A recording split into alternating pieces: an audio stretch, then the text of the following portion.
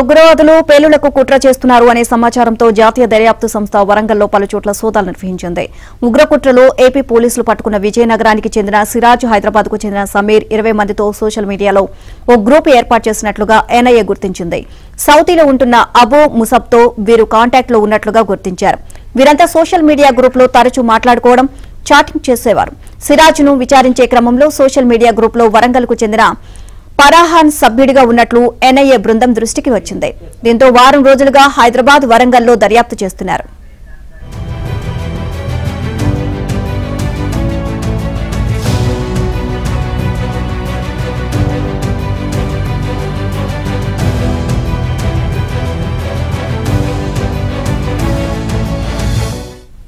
సమీర్ ద్వారా వరంగల్ కు చెందిన ఫరాహాన్తో సిరాజ్ కు పరిచయం ఏర్పడింది.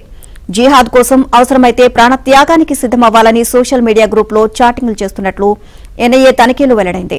గత వారం వరంగల్లో ఫరాహాన్ ను అదుపులోకి తీసుకుని విచారించగా వరంగల్, కాజీపేటలకు చెందిన మరో 2 పేర్లు చెప్పినట్లు సమాచారం. ఈ ముగ్గురిని వేర్వేరుగా ఎన్ఐఏ బృందం విచారించింది. అయితే వీరికి ఎలాంటి ఉగ్రకుట్రలో భాగస్వామ్యం లేదని తేలినట్లుగా స్థానిక పోలీసులు సమాచారం.